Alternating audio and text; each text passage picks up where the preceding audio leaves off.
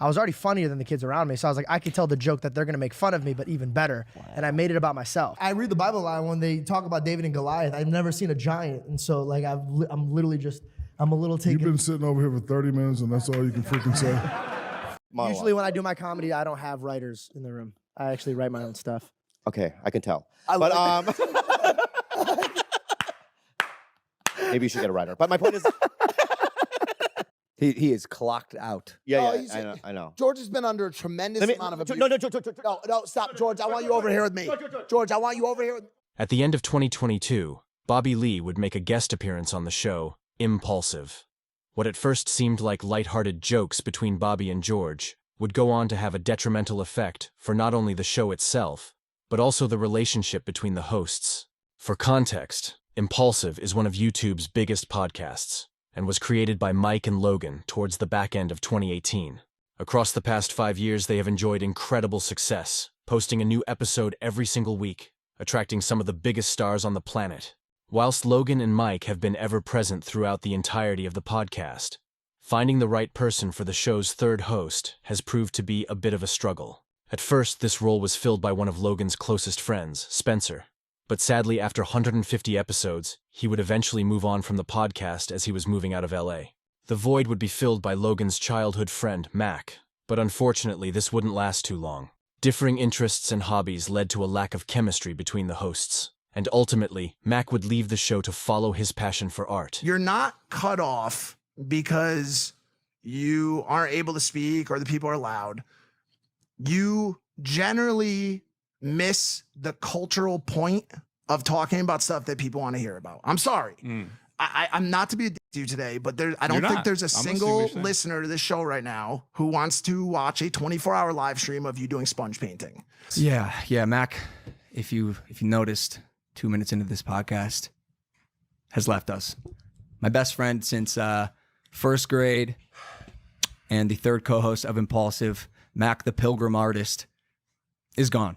The show continued on with just Logan and Mike. Eventually, though, the boys would announce they have found a new co-host for the show, George Janko. Ladies and gentlemen, you've waited for this moment, and I have too. He's an excellent, excellent human being, one of my best friends, probably even more impulsive than both Mike and I combined. He did a fantastic job on the last episode, a 10 out of 10 performance. Ladies and gentlemen, introducing the third co-host of Impaulsive, my best friend, George Janko. Let's go.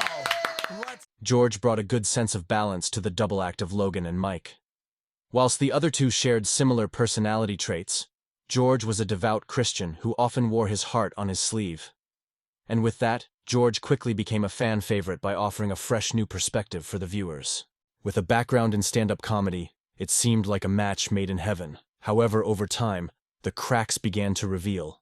It is no secret that the role of third host on the show is a hard task.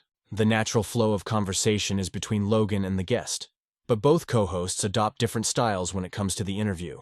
Mike will do research on future guests of the podcast, allowing him to ask thought-provoking, insightful questions, usually going down a treat with the guest, and over the years, Mike's skills as an interviewer have improved drastically since the start. Versus you leading it with what you were truly inspired to do.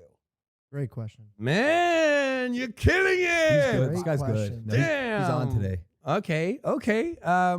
It's actually an amazing question because Whereas, George has always wanted to adopt an approach most similar to the audience's, rarely partaking in any research on guests, hoping he can provide opinions and questions more in line with what the average viewer may be thinking. With Mike becoming more confident in directing the conversation with guests, George often found himself out of conversations, and when he did ask a question, there was no real substance behind it. The seating arrangement also did him no favors, with Mike always to the right of Logan, opposite the guest in prime location for conversation. George would be to the left of the guest, almost on the outskirts, and when Shaq came onto the show, he would call George out on his lack of engagement. Hold on, you ain't gonna ask me a question? Oh, damn. He waits. He likes to wait until he's got the Bro, you question. tapped me in play mode and I broke my hand. What happens if I ask the wrong question and you punch me? Man, I read the Bible line when they talk about David and Goliath. I've never seen a giant. And so like I'm literally just, I'm a little taken. You've been sitting over here for 30 minutes and that's all you can freaking say. So I've been like He's your trying, partner and then on the your worst. podcast? Let's give George a round of applause real quick. Get him back. Get him Come back on, in the game. he's your partner. He's the newest. You might want to give him his 2-week notice. That's the question, dude. Honestly- Jeez. It didn't get any better for George, as a couple weeks later, Bobby Lee would appear on the podcast. But this time, George didn't take the criticism too well. After a couple light jokes from Bobby, Is that your girlfriend? It is. You know, it's so weird. Without fame, you wouldn't get that. George would open up about some of the toughest moments in his life, only for Bobby to shoot him down. But for 2 years of my life recently was the hardest years of my life. I gained 40 pounds of weight.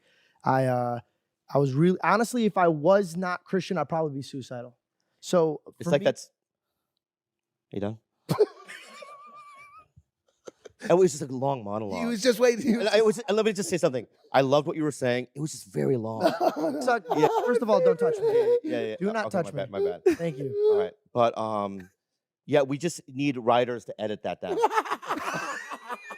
Like if we had a staff of writers, they'd be like, yeah, we'll cut that. But I'm sorry. essentially, it was a really good monologue. Usually when I do my comedy, I don't have writers in the room. I actually write my own stuff.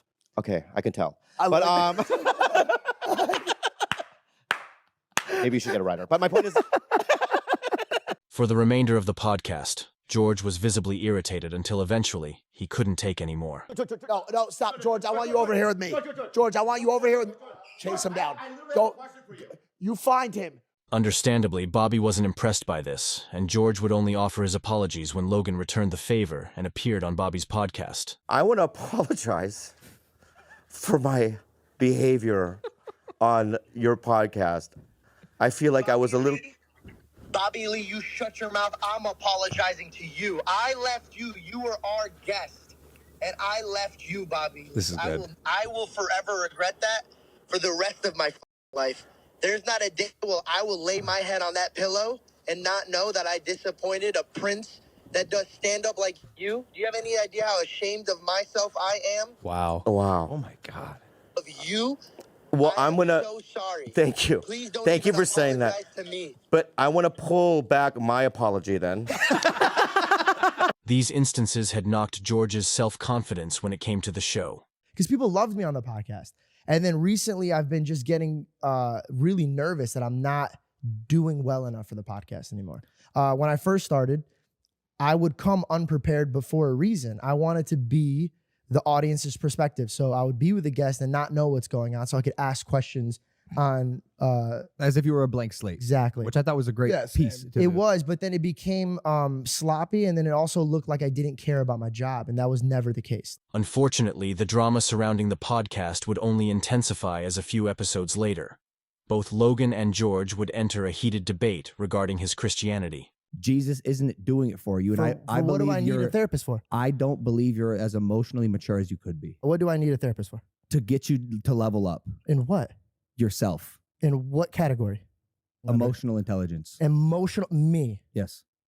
I'm not emotionally intelligent. Could you pick a time and frame any day of our Sure. life? Here's one. 3 weeks ago, when you were sitting in that chair, you stormed off this exact podcast because you're upset about something a comedian said. Genuinely, like, I know people that hate me, that treat me better about my faith than you, and you're my best friend.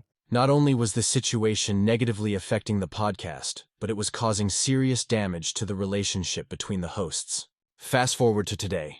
George has left Impaulsive and started his own podcast, and has achieved great success in doing so, securing some of the internet's highest profiles. Impaulsive has continued on with a two-host format of Logan and Mike. Like George, they have continued to see great success across their channel. However, their personal relationship has taken a hit with George no longer on speaking terms with either Logan or Mike.